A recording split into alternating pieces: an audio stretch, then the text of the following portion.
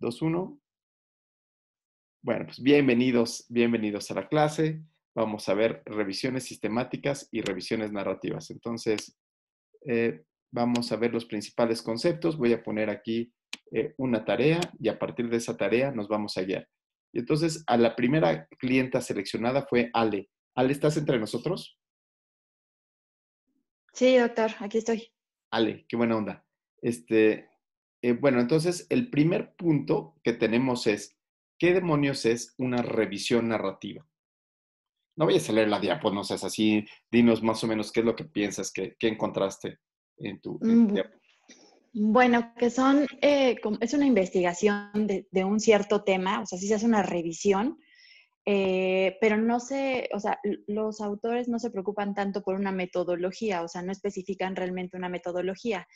Y el punto básico de estas investigaciones es un tema en concreto, por ejemplo, ¿qué es la depresión postparto, no? O hablar sobre, no sé, diabetes gestacional, un punto muy específico. Y este tipo de ¿Cómo? O revisiones, sea, pues al no tener, espérame, Ale. o sea, A ver, ajá, hay una gran diferencia entre una revisión que tenga un punto muy específico y una revisión que sea como de un tema. O sea, como, hola, buenos días, les voy a hablar de desnutrición infantil, es ¿no? que, bueno, aquí lo ponen como aspectos generales de una enfermedad, o sea, de una condición, así lo dice. Así es, una revisión es así como algo muy, muy extenso. Bueno, la verdad es que estas revisiones no tienen palabra de honor, pueden ser lo que sea, ¿eh? O sea, es Ok. espantoso porque puede ser lo que sea. Ahora, pusiste aquí algo que dice, algo que me llamó mucho la atención porque lo vi en distintas tareas, que dice, es una revisión que se caracteriza por una forma más o menos, más o menos exhaustiva. Santo Cristo milagroso.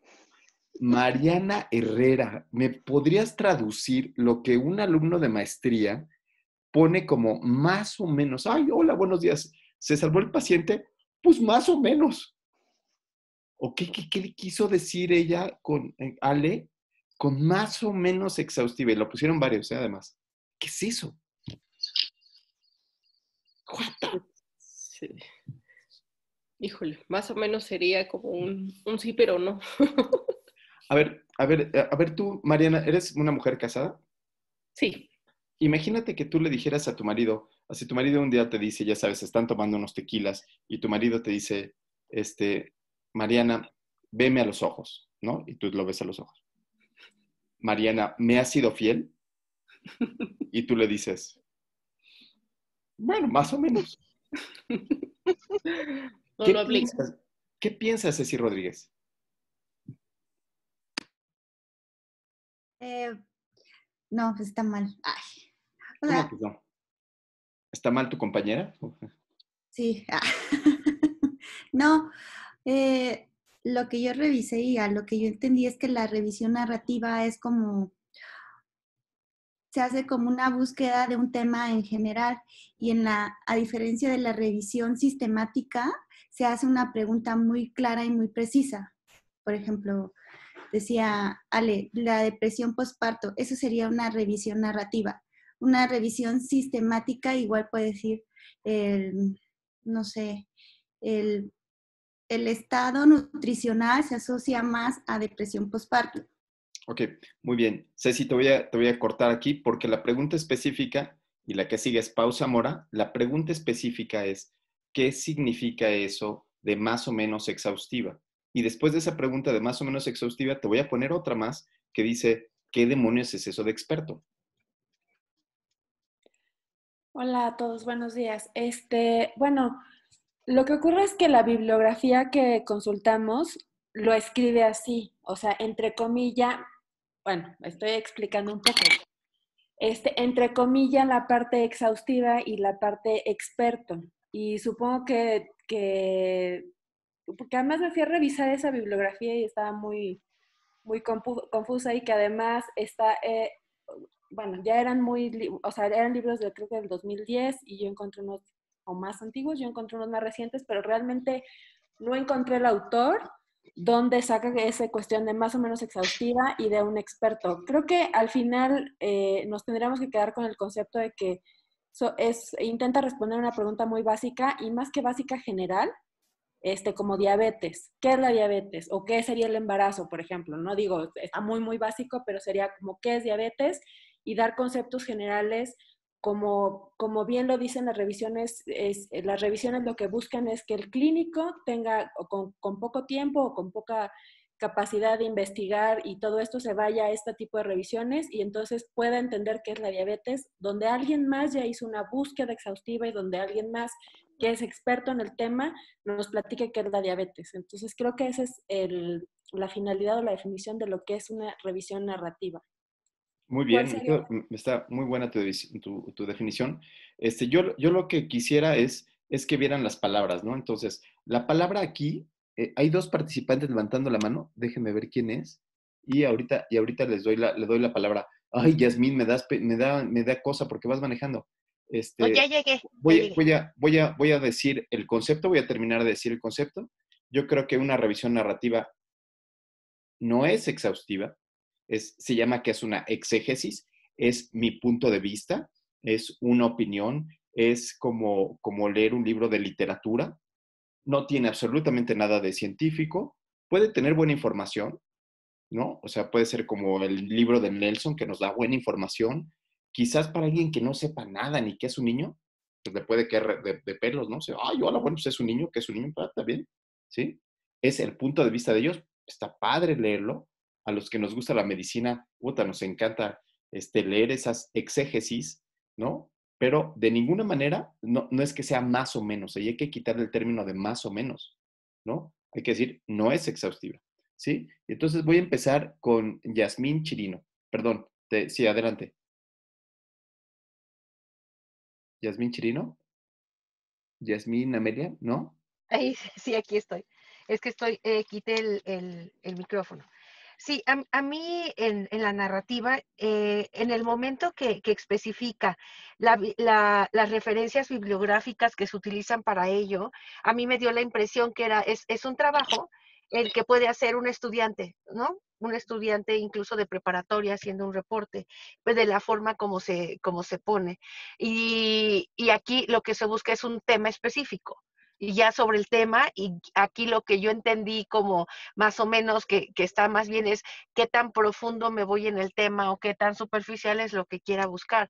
Pero en la pirámide de la investigación está pues en el punto más bajo.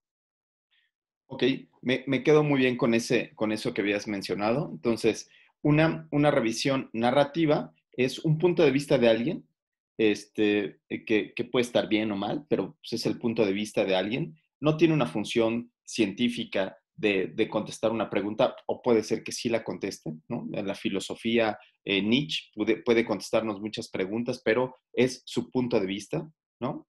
Y después de eso, me voy al siguiente renglón que pone aquí Ale y que hacía mención Pau Zamora, ¿no? Entonces, y en esto quiero tardarme un poquito más del tema.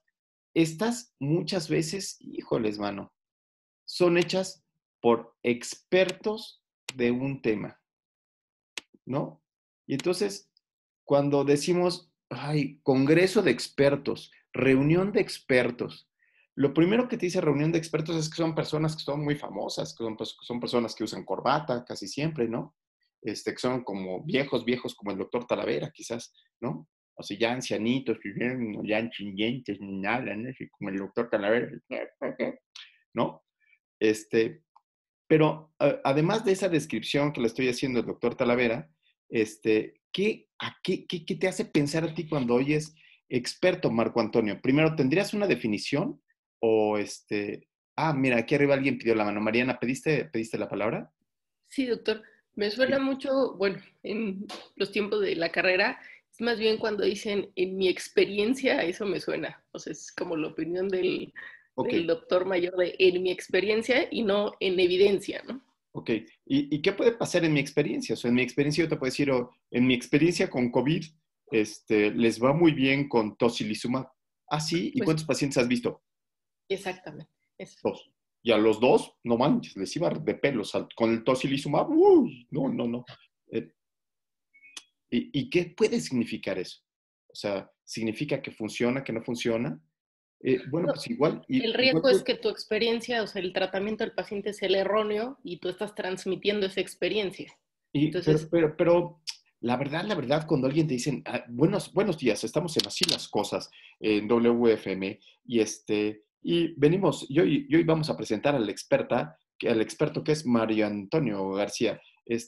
Mario Antonio García, cuéntanos tu experiencia. Pues no, pues, cuéntanos tu experiencia. Buenos días, pues les voy a contar mi experiencia, ¿no? Pues anoche, no manches, soñé que veía un paciente y le ponía ivermectina, ¿no? Y, soñé, ¿no? Pero ¿qué es eso de experto? ¿A qué le llamas tú experto o a qué has oído?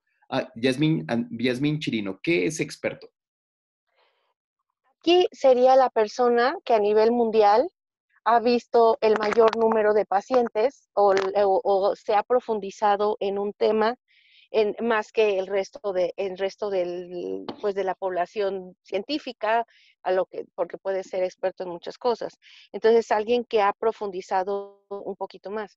Pero cuando dice en mi experiencia, pues eso no va a tener evidencia clínica.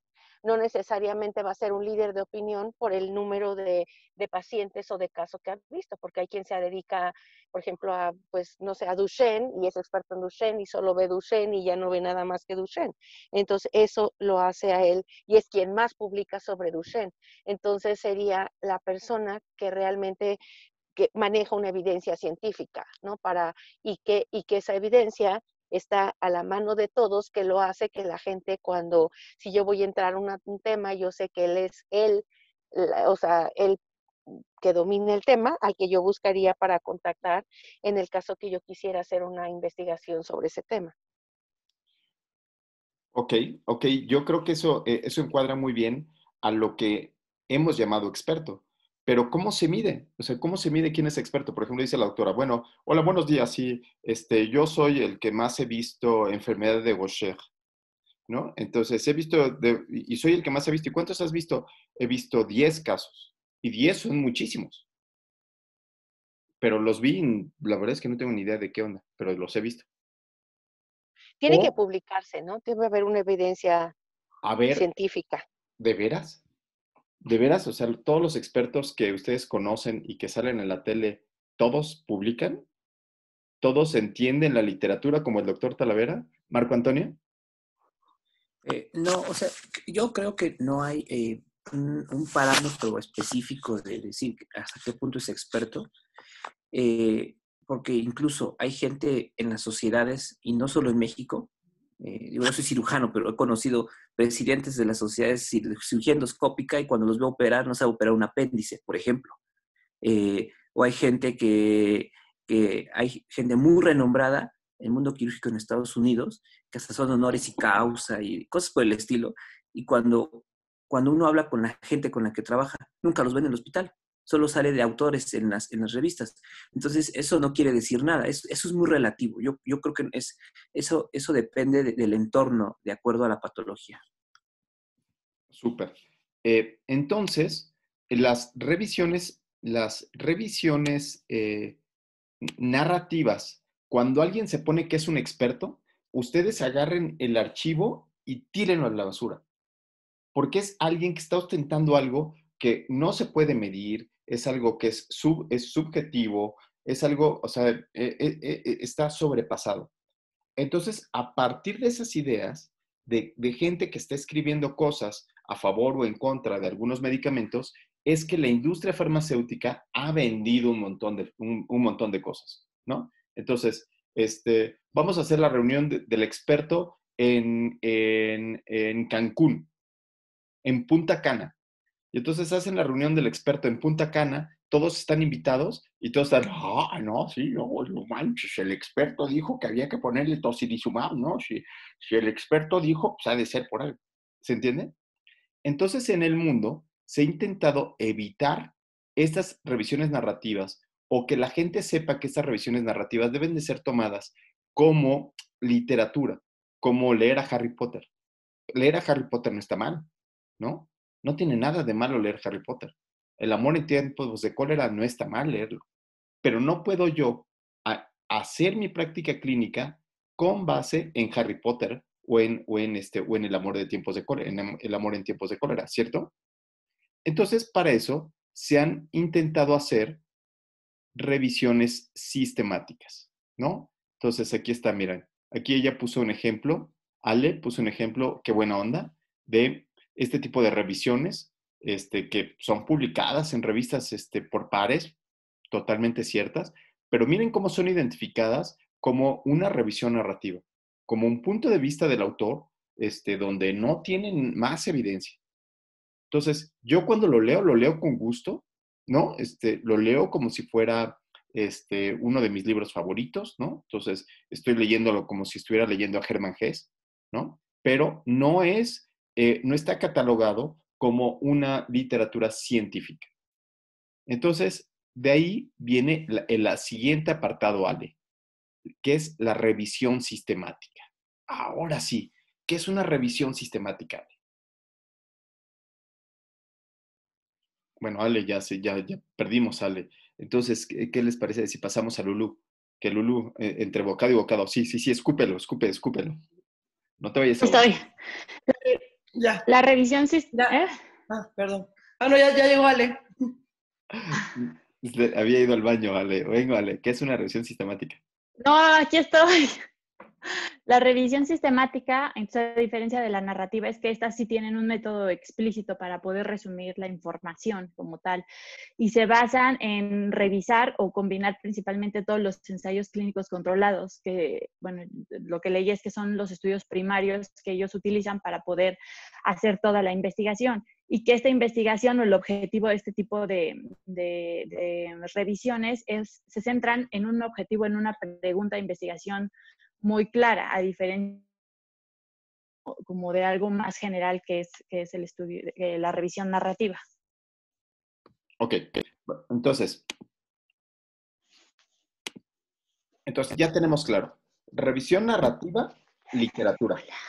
¿Sí? No, revisión narrativa es literatura. Revisión sistemática, intenta contestar una pregunta. Pues no está hecha por expertos. O sea, no hay alguien que diga, buenos días, soy un experto. Aquí ya alguien va a entrar a operar por aquí. ¿Quién está? ¿Sí? Entonces, no está hecha por expertos y contesta una pregunta muy específica.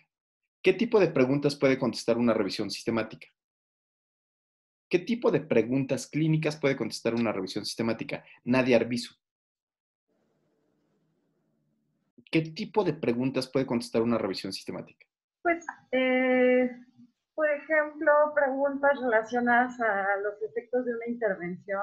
Ok, las más comunes son las que tienen que ver con intervenciones, ya sea con medicamentos o con alguna otra intervención quirúrgica, ¿no? Entonces, cuando están haciendo intervenciones, las intervenciones son las revisiones de intervenciones van a incluir ensayos clínicos. Muy bien. La primera pregunta que hace es de intervenciones. Muy bien. David Islas, ¿qué otra pregunta puede hacerse?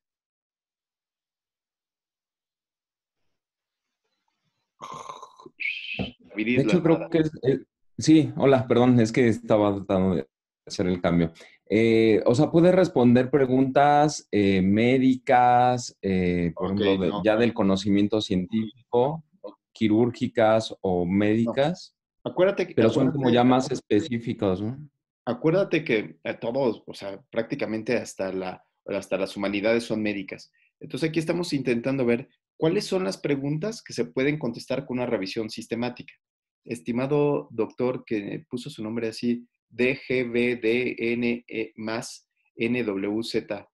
¿Quién eres? Discúlpame, ¿puedes poner tu nombre? Para que yo te siga. Es que soy Antonio Gómez y estoy en el celular, pero como que no tengo muy buena conectividad y por eso no se pone mi nombre. Discúlpame. Perdón, disculpa. Entonces, cambio de alumno. No te preocupes, adelante. Ya después verás el video. Yadira, entonces tenemos ¿qué preguntas puede contestar una revisión sistemática? Ya dijo las preguntas que son preguntas de intervención, de tratamiento. ¿Qué otras preguntas pueden hacerse? Yadira. Hola. Pues pueden ser toxicidades a largo plazo. Entonces, tenemos preguntas que son de tratamientos, de intervenciones, preguntas de pronóstico, ¿sí? ¿Qué otras preguntas? Preguntas de pronóstico, preguntas de diagnóstico, ¿sí?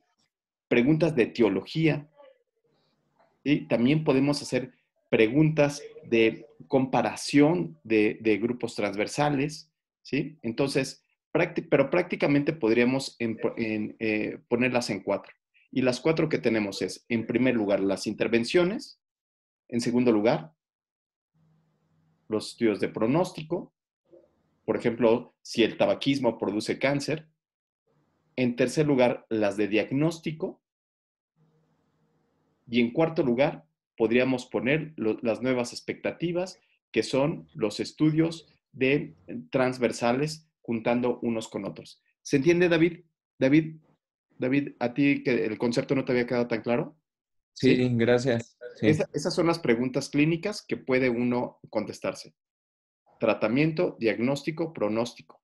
¿Sí? ¿Sí, Lulu? Ok. Entonces, una revisión sistemática tiene con fin contestar esas preguntas. Y entonces, pero además de todo, tiene un método. El método que ocupa es el método científico. El método que ocupa una revisión sistemática es estado basal, maniobra y desenlace.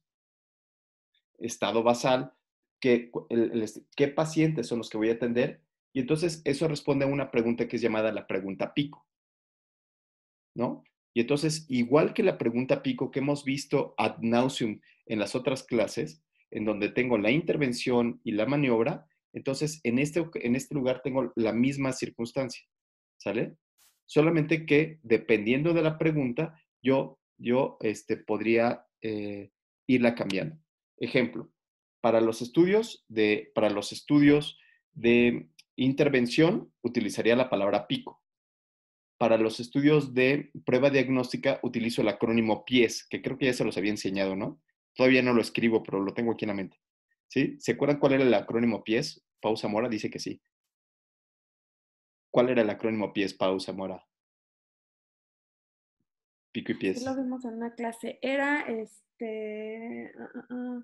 pues sería como el estado basal o la población, la P. ¿Sí? La I es El innovador. el innovador. La E es el estándar de oro. Ajá. Y la O de desenlace es sensibilidad y especificidad. Es decir, prueba diagnóstica. ¿Sí? Pero también puedo hacer otro que se llama PECO. ¿Sí? El de PECO es para la exposición. Exposición a un factor de riesgo. P, población, exposición contra un comparador. Ejemplo, la exposición a fumar comparado contra los que no fuman. Y O es el desenlace que pudiera ser mortalidad. ¿Sí? Y entonces, vean ustedes que esto es una revisión sistemática. Ahora, hay de dos tipos. Unas revisiones que son cualitativas y otras que son cuantitativas. Las cuantitativas se les dice que pueden hacer metaanálisis. ¿Qué es eso de metaanálisis, estimada Patti Chis? Estimada Patti Chis. Hola. Hola, Pues bueno. justo yo lo que entendí es que es una revisión sistemática, cuantitativa, que también va a seguir un método sistemático y estructurado y que va a contestar, bueno, y que es una revisión sobre varios artículos originales, al igual que la revisión sistemática, pero justo tiene esa diferencia, que esta es una revisión cuantitativa y no cualitativa como la revisión sistemática. Ok, entonces, primero yo creo que hay que hacer primero el concepto fuerte de qué es una revisión cualitativa y otra que es cuantitativa. Pausa, Mora, primero. Bueno, pienso que la diferencia precisa entre una y otra es que el metaanálisis en realidad, que sería la cuantitativa, es un análisis matemático de la revisión sistemática. O sea, básicamente esa es la diferencia. Que uno lleva estadística y el otro no lleva estadística. Ok, Yadira. ¿Yadira? Aquí estoy. Sí, Sí, sí, perdón, es que no podía ponerle. no te preocupes. Es que, por ejemplo, las revisiones, bueno, ya dijeron un poco de eso, pero las revisiones, el metaanálisis, perdón, es cuando hay una suma de todo lo que son los resultados cuantitativos o los resultados estadísticos. Y, por ejemplo, en el metaanálisis se mide el tamaño del efecto y hay em, igual mediciones o comparaciones entre pruebas estadísticas y los gráficos que hay entre cada uno de los estudios que se analizan. ¿Y qué es mejor, una revisión sistemática o un metaanálisis? ¿Qué es mejor, una revisión sistemática o un metaanálisis? Antonio Gómez, que estás poniendo muchísima atención. Antonio Gómez, ¿qué es mejor, una revisión sistemática o un metaanálisis? Pues yo creo que más bien uno deriva del otro. Es decir, la revisión sistemática, pues en los dos casos se tiene una metodología en la cual se debe de explicar la forma en la que fueron evaluados los estudios, y en el metaanálisis sería la forma en la que tú vas a agregar, ¿no?, esta evaluación matemática. Eso yo entendí como la diferencia básica, que la evaluación matemática es diferente en el metaanálisis, es como agregarle un poco la forma en la que lo vas a medir desde el punto de vista matemático. En la revisión sistemática sí tiene una metodología, pero esta medición matemática está ausente, digamos, con una metodología específica, ¿no? Eso es lo que yo entendí entre la diferencia de uno y otro. Bravo, bravo. Esa es una respuesta. La respuesta es correcta. No es que un metaanálisis sea mejor que una revisión sistemática. Digo, no es mejor que sea que la revisión sistemática, lo único que dices es, se queda en cualitativo en el aspecto de que no se pueden comparar las circunstancias. Entonces, aquí hay que poner mucha atención en que no se pueden comparar peras con manzanas para meterlas a un modelo matemático. No puedo hacer esas sumas. Solamente lo puedo sumar cuando hay suficientes estudios que me permitan hacerlo. Voy a poner un ejemplo. Imagínense que estamos hablando otra vez, ya saben que mi enemigo número uno ahora es el tocilizumab. Ahora estamos hablando de que tenemos pacientes que les dimos tratamiento con tocilizumab, pero unos estaban en la terapia intensiva y otros estaban de ambulatorios, o unos estaban intubados y otros estaban no intubados. En el momento que son poblaciones que no son comparables, entonces en ese momento los números no pueden sumarse para poder hacer un metaanálisis, ¿sí? Para hacer un metaanálisis tiene que haber estudios que puedan ser comparables unos con los otros. Es decir, la metodología tiene que ser tan igual, que tiene que ser tan parecida que puede llegar a cabo una comparación. Entonces, yo, el primer estudio que hice fue una revisión sistemática.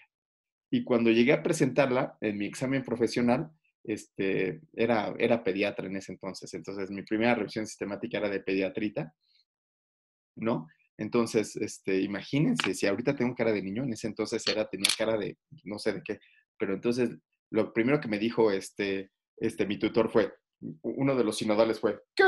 ¿No te alcanzó para que fuera un metaanálisis? Y yo, es que no se puede comparar. No había datos suficientes para que pudiera ser comparable. Y eso ya es decir algo, ¿no? Ya es decir, ¿saben qué? Que no hay una metodología suficiente que pueda ser comparable uno con el otro. Una revisión sistemática no es que sea más mala que un metaanálisis, sino que así como lo dijo Antonio Gómez, lo que sucede es, punto y aparte, es tal cual, no, son metodologías distintas. Imagínense que solo encuentren un estudio, ¿no? Entonces, voy a hacer un estudio y voy a hacer un estudio, vamos otra vez, dijera la doctora Yasmín, en la enfermedad de Duchenne, perdón, y solamente hay un ensayo clínico en un solo grupo. No hay contra qué compararlo. Eso lo hace que sea una revisión sistemática. ¿Queda claro? ¿Sí? ¿Sí, sí?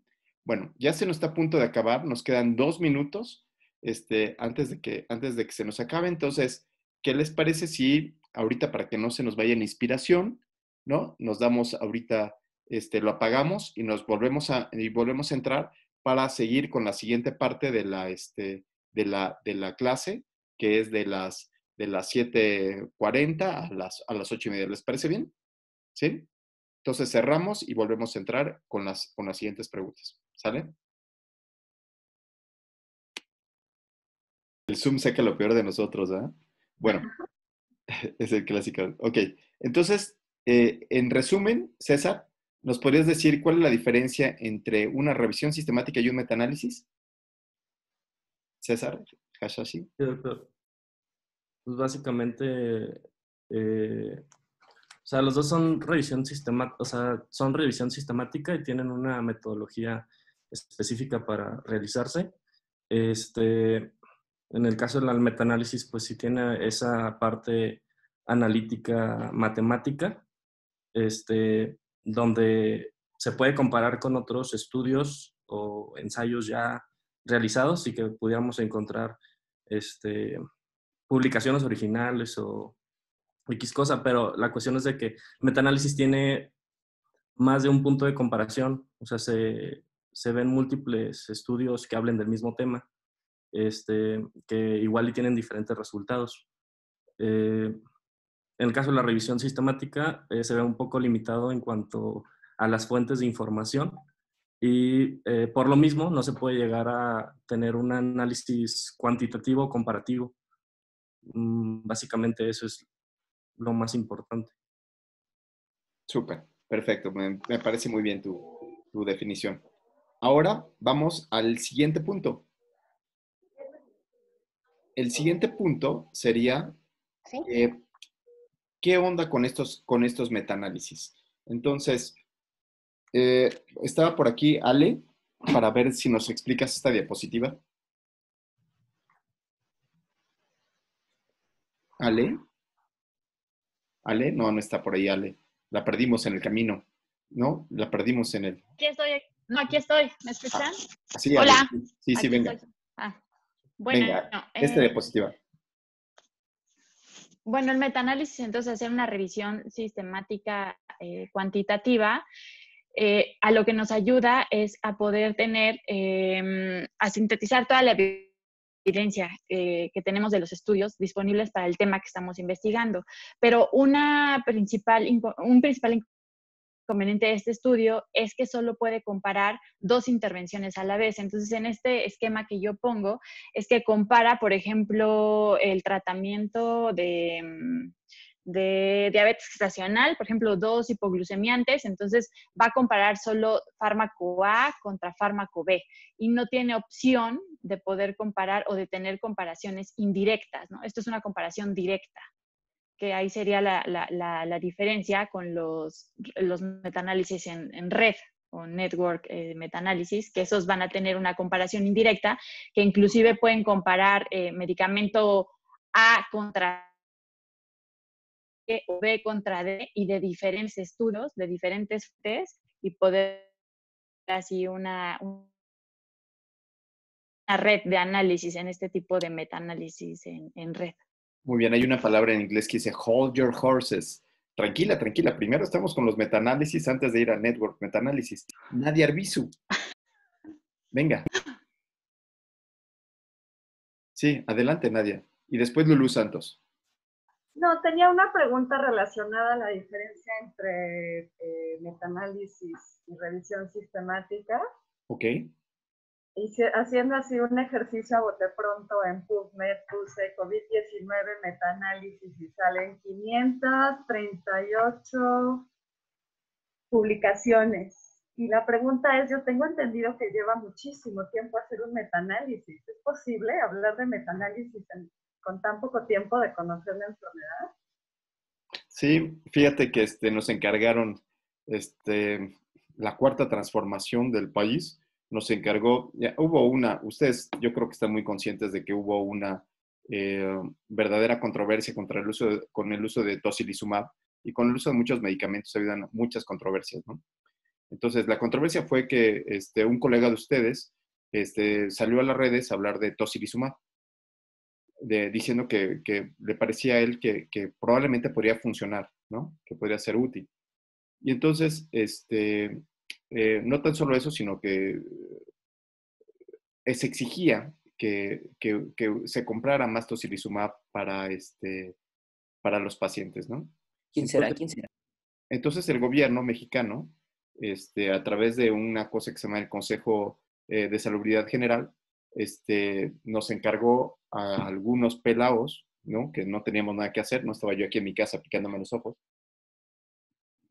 no les daba clases a ustedes, entonces no tenía nada que hacer. Entonces, pues yo estaba lavando el baño cuando de repente hablan del Consejo de Salubridad General y nos piden hacer una revisión sistemática de tocilizumab. Fue muy rápido hacerla, porque no había ensayos clínicos. Entonces, yo puedo terminar una revisión sistemática en 10 minutos diciéndote buenos días, no hay ensayos clínicos. ¿No? Ya terminé de hacerla. No sé si me explico. Lo difícil es cuando hay muchos estudios.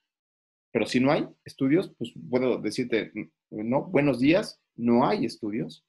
Y ahí se queda el asunto, ¿no? Entonces, o los estudios que hay son estudios donde alguien habla de su experiencia, pero no hay unas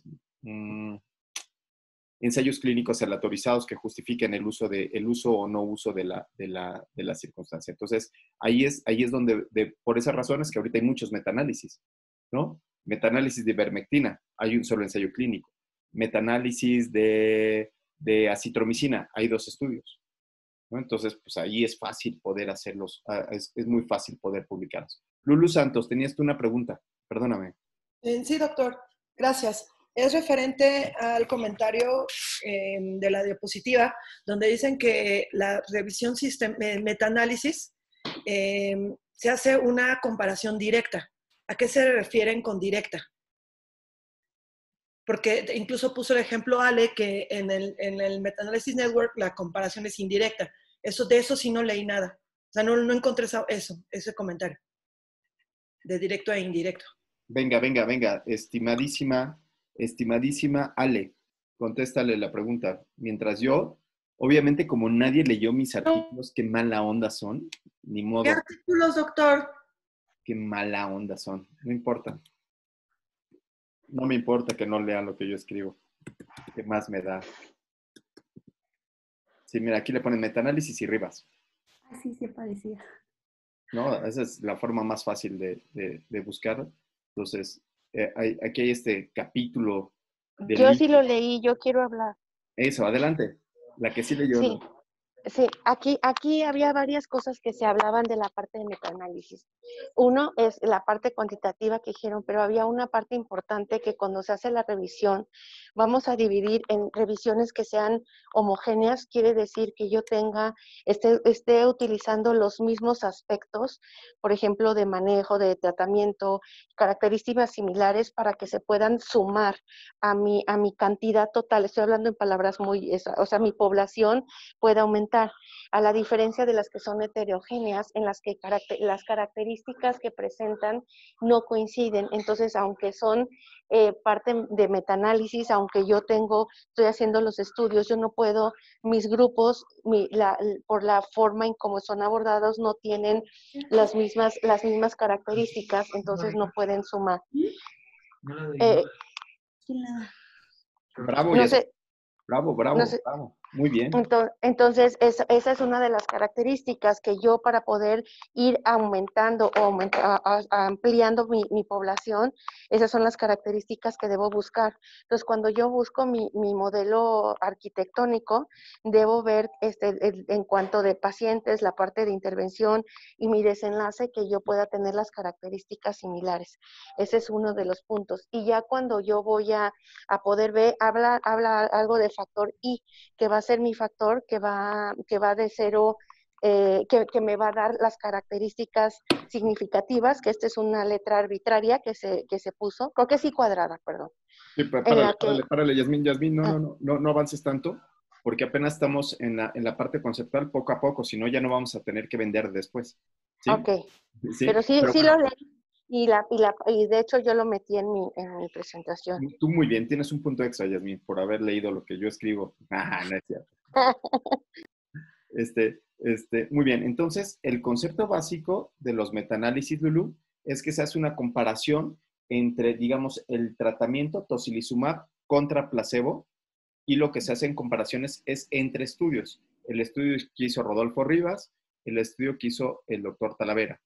Entonces, ahora voy a intentar mostrar cómo se ve en un metaanálisis. Entonces, aquí están viendo la pantalla del juicio clínico a los metaanálisis. Sí, Pau, gracias. Y entonces, lo que sucede es que hay dos, o sea, todo se plantea igual desde el aspecto de estado basal, maniobra y desenlace, y lo que se mira es las comparaciones directas serían, uno sería en un ensayo clínico, tratamiento A contra tratamiento B.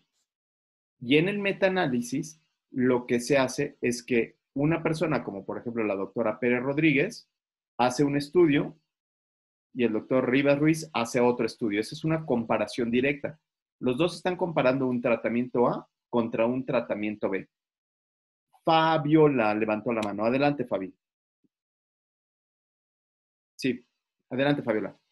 Fabiola Sí, Flores. bueno, solamente lo que quería agregar es que, bueno, sí leí su artículo, doctor, y Muchas gracias, doctora. Muchas gracias, doctora. Perdón, Gracias. ojo, perdón. Y bueno, es que efectivamente van a sumar los efectos para incrementar el poder estadístico de diversos estudios, ¿no? Pueden ser estudios pequeños que quizá no alcanzan el poder estadístico, pero al sumarlos, pues ya vamos a poder tener un mayor poder. Ok, aquí viene la siguiente pregunta. Voy a bajar la mano, Yasmín, un segundito. Tenías la mano levantada, pero voy a hacer una pregunta. ¿Sí? La siguiente pregunta es, ¿para qué hacer un metaanálisis? What for? ¿Qué parte del conocimiento científico llena hacer un metaanálisis? Yadira. Yadira, Voy. Aquí estoy, sí, perdón. Bueno, la utilidad del metaanálisis pues es para establecer tratamientos de forma individual, ya que se han buscado como diferentes opciones terapéuticas. No, Otro punto no, es... no, Yadira. De ¿no? ninguna manera. Los médicos está escrito que no mandan medicamentos porque alguien, porque esté descrito, ¿eh?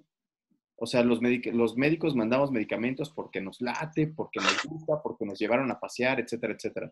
Esa no es la razón por la cual los médicos damos medicamentos. El 90% de los médicos lo leímos en revisiones narrativas, los medicamentos. O sea, leímos que la faringoamigdalitis se cura con penicilina. Ya sea otra, porque puede ser para planear mejor o dar nueva información médica o hacer guías clínicas.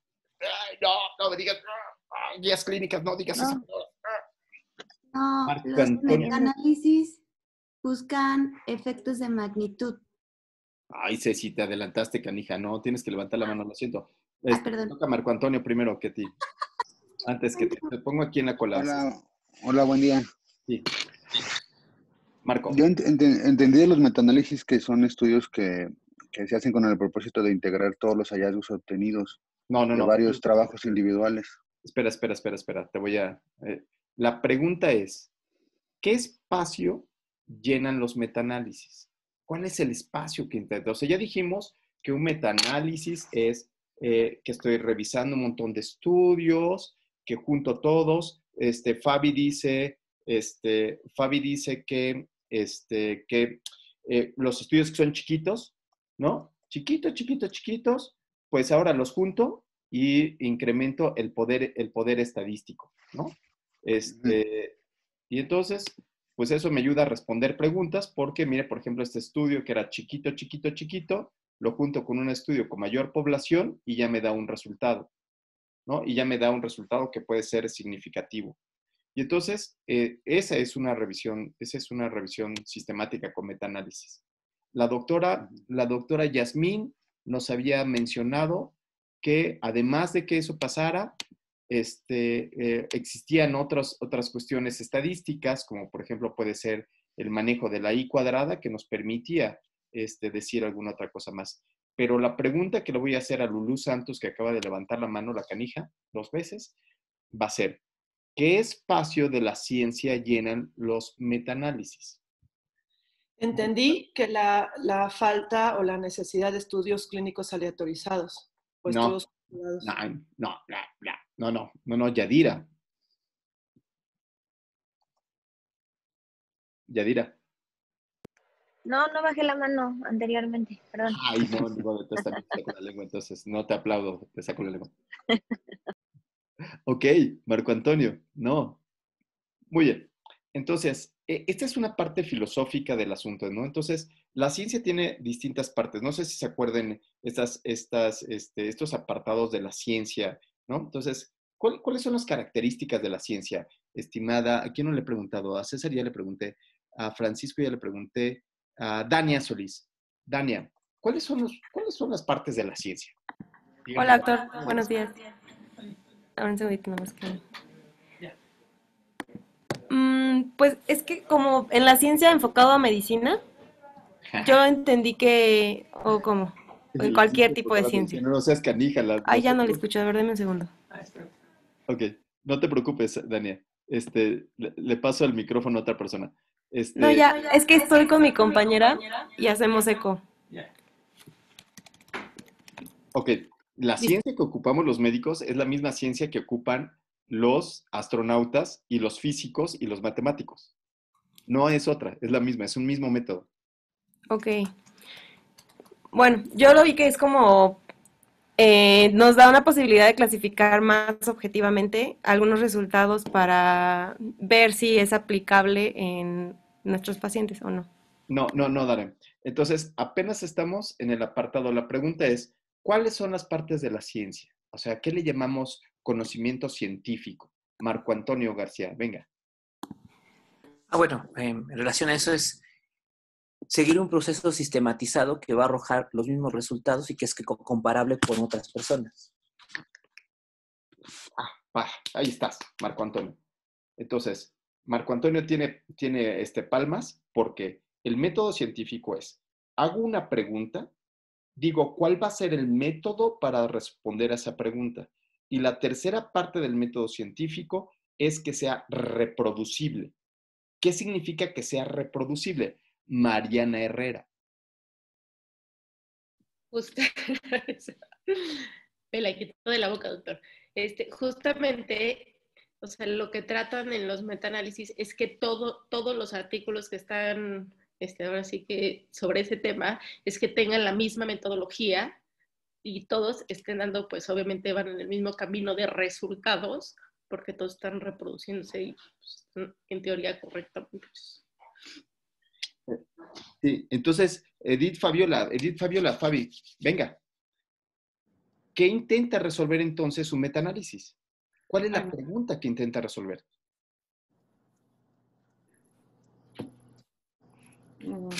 Si dos si dos tratamientos o dos enfermedades, cuando se hacen en un estudio por diferentes investigadores, son reproducibles.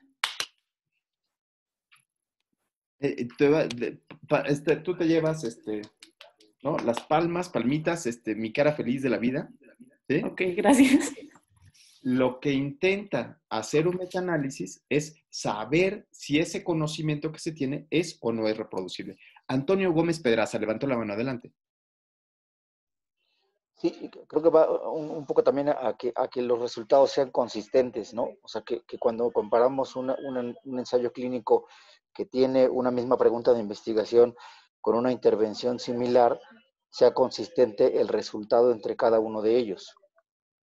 También habla de la consistencia entre cada uno de ellos. Fabiola hablaba también del el proceso de decir que hay estudios que porque tienen una N muy chiquita se quedan inconclusos y que lo único que podemos decir es que muestran una tendencia. Y entonces que a la hora de incrementar el tamaño de muestra, esa tendencia disminuye, ¿no? Entonces, déjenme mostrarles lo que yo escribí. ¿No? Bueno, lo que nosotros escribimos. Entonces, en este vemos cómo los dos estudios van hacia el mismo lugar. Es decir, son homogéneos. ¿Ven? ¿Ven aquí? ¿Sí, Fabi? ¿Sí? Los dos estudios dicen el tratamiento A y el tratamiento B, los dos bajan de peso. Y los dos bajan de peso en la misma magnitud, en la misma dirección. Solo que el primero tiene poquitos pacientes, tiene 10 pacientes, y el intervalo de confianza del 95 no alcanza a ser significativo. Entonces, ¿qué dirían con este estudio solito de Pérez Rodríguez del 2014? ¿Qué dirían con ese estudio si solamente evaluaran este estudio del 2014 de Pérez Rodríguez? ¿Qué dirían? ¿Dirían que sirve el tratamiento Pausa Mora? Pues es que como cruza el 0, pues ya no le da esa, no sé si decirlo, como ese peso estadístico, porque es como si digo una cosa, digo la otra, ¿no? Claro. Entonces, puede incluso tener un sesgo ahí. Entonces, cuando vemos un tamaño de muestra mayor y ya vemos que no cruza, o sea, no llega al 0, entonces eso ya me da un poder, o sea, ya puedo decir que tiene una significancia estadística. Ok. Al aumentar el tamaño de muestra. Entonces, muy bien. No te puedo poner aquí, pero ¿no? Entonces, yo tengo este primer estudio y digo, híjole, atraviesa el 0. Atraviesa el 0 porque en este caso estoy viendo diferencia de medias, ¿no? Y entonces, pero ya lo junto con otro artículo que tiene la misma magnitud, ¿no? 32.85 exactamente igualitos, la misma diferencia que hay entre los grupos, pero se incrementa el tamaño de muestra. Al incrementar el tamaño de muestra, este no era significativo, pueden ver aquí, menos 0.05, tampoco era significativo, ¿sí? Pero a la hora de juntar ambos, entonces sí se vuelve significativo. Y entonces, con estos dos estudios ya puedo llegar a una conclusión. Lulu Santos, ¿qué conclusión llegarías con este metanálisis? Que ese fármaco, que en estos estudios, incrementando el tamaño de la muestra, puedo obtener un resultado significativo, estadísticamente significativo. Y que este tratamiento está con tendencia hacia la derecha. Entonces, que el tratamiento A no es mejor que B, porque está hacia la derecha. A ver, aquí, velo bien, velo mejor. Aquí lo que estamos viendo es un tratamiento para bajar de peso. ¿Sí? Y entonces aquí estamos viendo índice de masa corporal. El tratamiento A se quedan con 34.2 y el tratamiento B se queda con 32.85. ¿Cuál bajó más de peso? El tratamiento A. No, el tratamiento B. El tratamiento B, ¿no? Sí. ¿Cuánto hay de diferencia entre 34.2 menos 32.85? ¿Cuánto te da? 2. ¿2? Lulú. Doctor, no sé suma. Lulú, qué barbaridad. 1.5. 1.35. Ah, ahí está. 1.35. Lo voy a hacer más grande porque igual no traes puestos los lentes. ¿Sí? 1.35. Sí, entonces quiere decir que ese radiofármaco, perdón, ese fármaco sí es útil en... Aquí no. Pausa Mora dice, aquí no, porque a veces el fármaco te puede subir de peso. O te puede bajar. 0.63 y a veces te puede bajar. Marco Antonio, adelante. Pero uniéndolo sí. Marco Antonio, adelante. Bueno, perdón, es que es Mario, pero es bien común que me digan Marco. Perdóname, discúlpeme, Mario. Bueno, al menos lo que se ve en esta tabla es que sí es eficiente el tratamiento, solo la diferencia es que uno tenía menos pacientes que otro. Y ya al hacer el metaanálisis quiere decir que ese tratamiento sí es eficiente. Ok, entonces aquí vemos, en el primer estudio no era estadísticamente significativo porque el intervalo de confianza tocaba el 0. ¿Sí? Menos 0.63, esto quiere decir que el intervalo de confianza me dice que a veces el tratamiento A es mejor que el tratamiento B. Después, en el segundo estudio, donde ya se incrementa el tamaño de muestra, esa tendencia tiende a incrementarse, pero aún así atraviesa la unidad y es menos 0.05. Todavía no es significativo, pero a la hora que junto los dos estudios, ya tengo 30 pacientes, ¿sí? Ahora tengo 1.35, ¿sí? Y ya es estadísticamente significativo, como pueden ver aquí.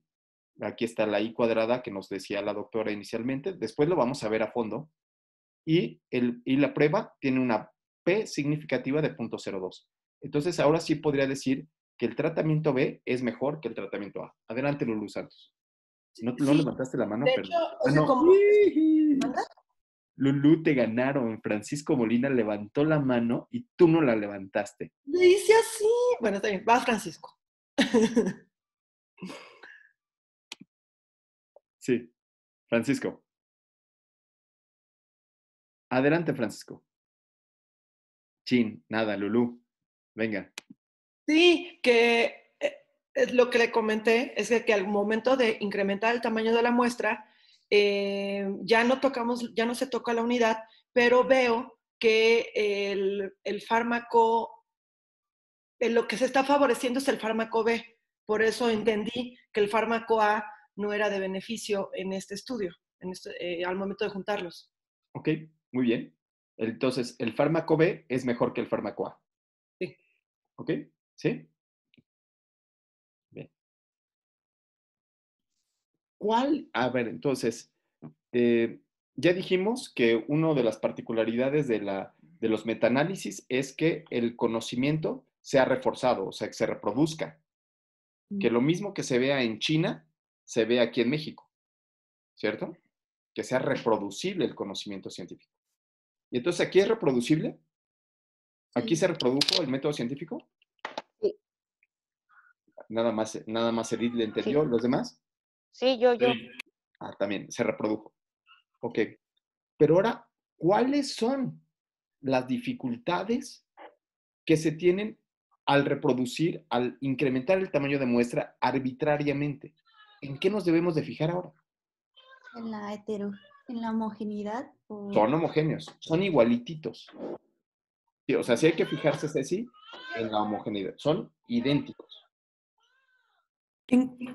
Pero ¿qué otra cosa, qué otra dificultad pueden tener las revisiones sistemáticas? Edith, Fabiola no subió la mano, así que Francisco Molina lo hizo otra vez. Francisco Yo Molina, también.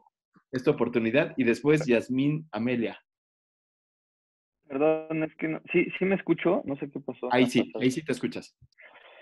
Una pregunta, antes de contestar la pregunta que había comentado, doctor, es que en el estudio que presentó ahorita, de todos modos, cruza la unidad, ¿no? No tendría ninguna diferencia significativa. Y está curioso las desviaciones estándar ahí.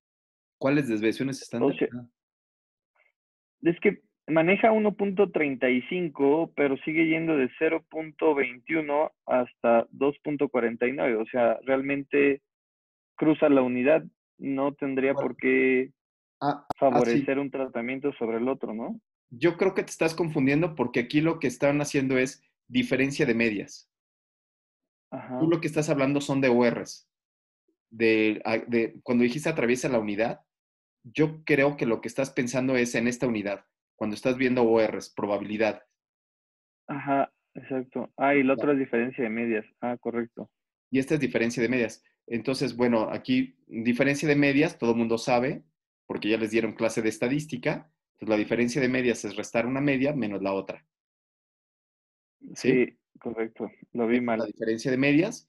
Y a partir de esa diferencia de medias, ves si las varianzas son iguales o distintas, obtienes un valor de P. Y entonces, en este caso, el valor de P, como atraviesa el cero, la no diferencia, o sea, aquí la diferencia de cero sería la no diferencia, entonces esto dice que no es estadísticamente significativo, P de 0.06, pero cuando junto los dos estudios, la P se vuelve significativa, P de 0.02. Entonces, es muy común que cuando algo no me sale significativo, yo hago un metaanálisis y se vuelve significativo. ¿No? No era significativo, hago un metaanálisis, le junto más pacientes y se vuelve significativo. Pero ¿cuál es el riesgo? Yasmín Amelia Chirino. ¿Qué riesgo tengo en esto? Aquí los riesgos son los sesgos que van a poder aparecer en la metodología, ¿no? En la publicación, puede ser que yo pueda tomar tan solo los estudios que presentan un resultado estadísticamente significativo. Entonces, eso no me da una totalidad de todos los estudios que hay o todos los que han desarrollado el tema. Entonces, Sí, yo puedo intentar localizar. Ajá. Aquí quiero hacer un énfasis en que eso es para todas las revisiones sistemáticas, ¿eh? Ese sesgo que tú tienes es para todas las revisiones sistemáticas. La pregunta que estoy haciendo aquí es, ¿cuál es el problema de sumar 2 estudios que eran no significativos para que me salga un tercero que sí sea significativo? Pues eso es la heterogeneidad en la metodología, ¿no? El diseño operativo de las variables y conceptualización de los diferentes estudios. Los 2 estudios son exactamente iguales. Fueron hechos exactamente iguales. Yo los hice, pues yo los inventé, ¿no? Y son exactamente iguales. Estos estudios que yo inventé, los 2 eran exactamente iguales. Igualitititos. Idénticos. Mira, las medias y las desviaciones estándar son idénticos, no hay diferencia. La heterogeneidad es de 0. No hay sesgo. Yo los inventé. Pero ¿cuál es el riesgo que se tiene a la hora de sumar a la hora de hacer esta suma? ¿Se entiende? O sea, ¿cuál es el riesgo de los metaanálisis? ¿Cuál es el riesgo de sumar esos estudios? David le levantó la mano. Ay, Yadira lo levantó primero que tú, David. Discúlpame, es que tú lo levantaste así y Yadira lo hizo del modo de Zoom. Yadirita. Venga.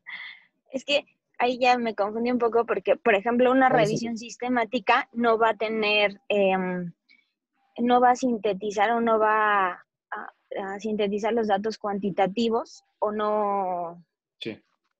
o solo va a usar significancias estadísticas. Sí, perdón. Empezó la otra concursante.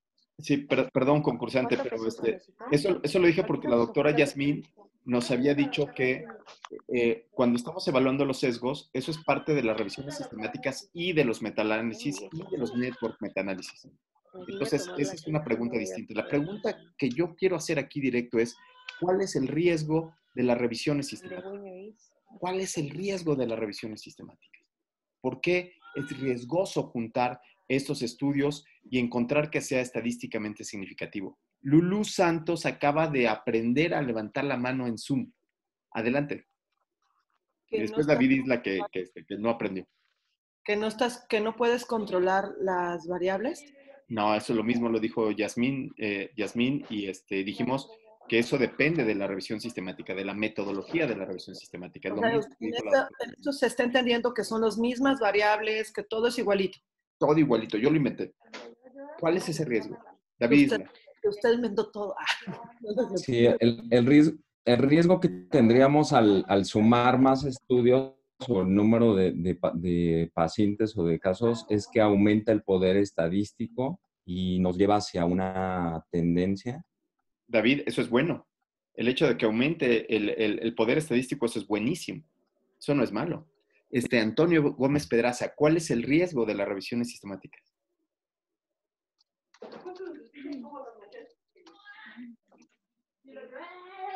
Sí, perdón, que si los estudios no son buenos de inicio, el juntarlos no necesariamente nos va a dar resultado.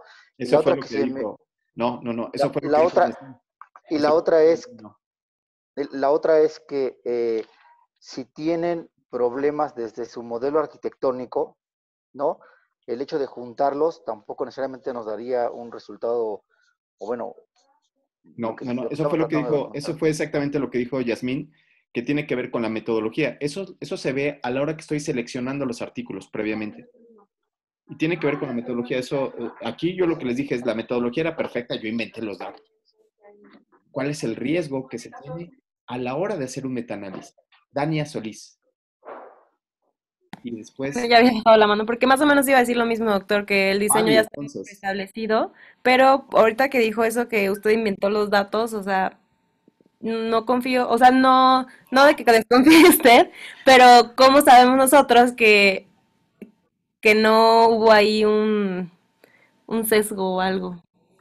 No, yo los inventé, está no sesgado, está hecho matemáticamente para mostrar que el riesgo que se tiene a la hora de hacer una revisión sistemática es que al aumentar el tamaño de muestra, se disminuye el efecto clínico.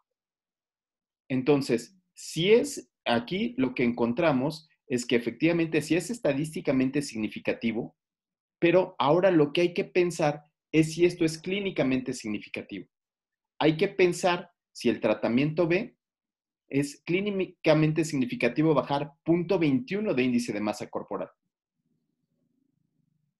¿Sí? Entonces, lo que sucede en muchos metaanálisis es que a la hora de juntar un montón de estudios que no eran estadísticamente significativos, ¿sí? A la hora de que no eran estadísticamente significativos, se vuelven estadísticamente significativos y pueden probar cualquier cosa. Es decir, cuando incremento el tamaño de muestra, puede probar cualquier cosa. Pero incrementar el tamaño de muestra también incrementa el número necesario de tratar, también disminuye la cantidad del efecto real que tiene una circunstancia. Entonces, por eso, cuando yo leo un metaanálisis, tengo que estar muy consciente que lo que tengo que pensar es sobre la evaluación clínica que pueden tener, sobre el efecto clínico final que puede tener. Bueno, Yadira, ya sé que te quedaste con preguntas, pero nos quedan solamente 5 minutos, nos quedan 3 minutos nada más. Y entonces yo quiero terminar diciendo que esto lo voy a subir a YouTube, ¿no? Entonces, que si tienen más preguntas, por favor háganlas ahí en los comentarios de YouTube para que nos sirvan a todos, ¿no? Entonces, estas discusiones nos pueden ayudar, no nada más a nosotros, sino a todos los demás estudiantes a procurar pensar un poquito más. El otro punto es que lo que quería que vieran es que las tareas no son cuestiones tan técnicas. No se trata de, ahí dice Lulú Santos, que si Lulú Santos, todo lo que escribimos en el grupo del CAIC y con el grupo del doctor Talaver, etcétera, etcétera, todo es de acceso libre. Todo es de acceso libre, no pagamos nada, no pagamos por hacer investigación ni nada por lo demás. Estamos dispuestos a darlo, a regalarlo a todos ustedes. Entonces, está gratis, nada más le pones en Google, revisiones sistemáticas espacio Rivas o metaanálisis espacio Rivas y ahí te aparece toda la literatura que quieras. Hay unas cosas padrísimas en PDF que son exégesis, son revisiones narrativas de algunos pensamientos locochones que hemos estado teniendo al respecto. Pero antes de que se acabe, lo que les quiero decir es que esta clase... Si estás llevando un ritmo de peso, ¿no? Afuera de la báscula, sigue afuera de la báscula. Esta está hecha para pensar. No está hecha para nada más copiar y pegar así como lo hicieron, sino intenten ustedes hacer diapositivas donde ustedes digan lo que piensan. No me interesa lo que haya puesto el autor, sino a mí lo que más me interesa es que ustedes como que intenten hacer diapositivas donde ustedes piensan, donde ustedes analizan algún artículo, donde ustedes ponen lo que ustedes piensan. Por ejemplo, revisiones narrativas, decía, toda mi vida había creído que los expertos, pero ahora ya reflexiono un poquito más, ¿no? Entonces, de eso se va a intentar tratar la tarea. Ahorita voy a calificar todavía sobre 100, pero digamos a la semana número 3, si no entregan la tarea a tiempo, ya se murieron, ¿no? Ya, o sea, explota. Les voy a poner 80 y ya, ni modo, ¿no? Así hayan hecho su mejor trabajo. Entonces, intenten presentarlo a tiempo, intenten dormir, intenten disfrutarlo, ojalá que lo puedan disfrutar. Y, bueno, pues no me queda más que despedirme, ¿no? Ya nos queda menos de un minuto. No sé si hay una duda de un minuto, que alguien quiera dar una duda de un minuto. Si no, nos vamos y las dejo con farmacoeconomía. Sepan que ni el amor ni la vida se compra con dinero, entonces solamente piensen eso para su siguiente clase, ¿no? No hay manera de comprarlo, ¿no? Si ustedes le compran un anillo grandote a su novia, no los va a querer más. No hay manera. No hay manera. ¿Todo lo que se necesita es amor? No hay manera de comprarlo. No hay manera de comprar un beso de amor, lamentablemente. Ojalá hubiera manera, ¿no? Yo invertiría ahí bastante,